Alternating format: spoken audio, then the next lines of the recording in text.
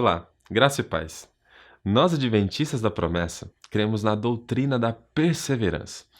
Entendemos que a salvação pode ser perdida e, exatamente por isso, deve ser preservada. Não ensinamos que uma vez salvo, sempre salvo, independentemente do que façamos.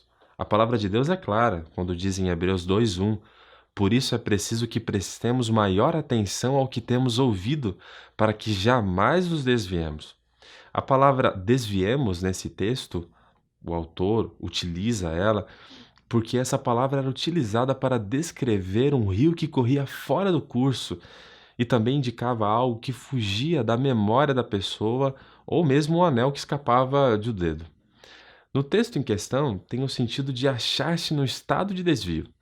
Se o cristão não atentar constantemente às verdades do Evangelho, ele pode achar-se nesse estado terrível. A mensagem desse texto, então, é muito clara. Um cristão convertido pode sim se desviar. A salvação é um bem espiritual adquirido pela fé em Cristo. Esse bem, mais do que qualquer outro que já recebemos, precisa ser bem conservado. Por isso, o versículo seguinte desse texto de Hebreus questiona, dizendo: como escaparemos nós se negligenciarmos tão grande salvação? Hebreus 2:3. Além do autor de Hebreus, Jesus também alertou seus discípulos sobre o perigo de serem desviados. Será que ele faria esse alerta se não acontecesse isto? É certo que não. Para Jesus, a perseverança da parte do crente é uma virtude necessária em relação à salvação. Ele disse que aquele que perseverar até o fim, este será salvo. Mateus 24, versículo 13. Não haverá vitória final se da parte do crente não houver perseverança. Esse é um ensino claro de Jesus.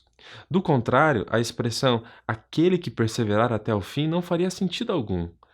No livro de Apocalipse, Jesus igualmente alertou a igreja de Filadélfia. Ele disse: conserva o que tens, para que ninguém tome a sua coroa.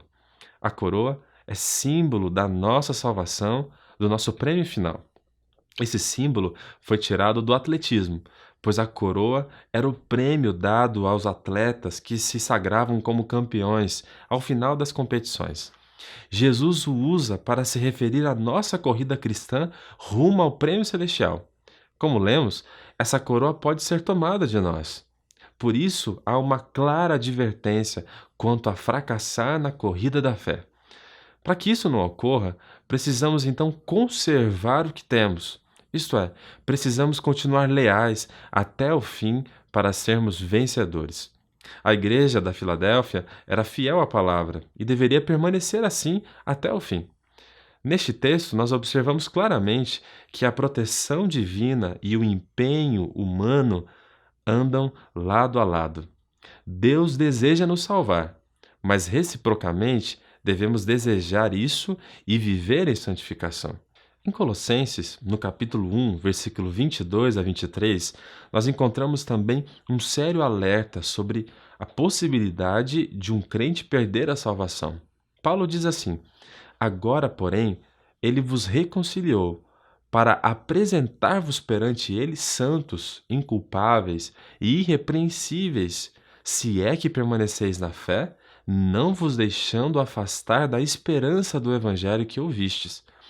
Segundo esse texto, aquele que foi reconciliado pode não permanecer na fé e se afastar da esperança do evangelho que ouviu.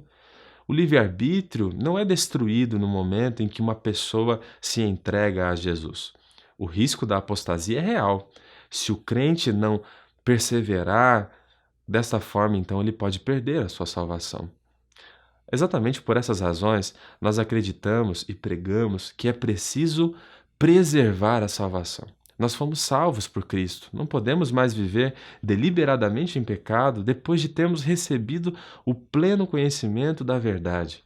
Pois se assim o fizermos, já não resta mais sacrifício pelos pecados. Isso está em Hebreus capítulo 10, versículo 26.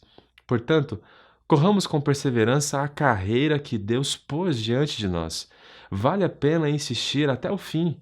Temos diante de nós um prêmio durável, uma pátria celestial e um corpo glorioso que nos aguarda na ressurreição e na glorificação do último dia. Diante disso, o conselho bíblico é o seguinte: todo o que tem em Cristo. Essa esperança purifica a si mesmo, assim como ele é puro. Preservemos a nossa coroa. Que Deus abençoe você grandemente.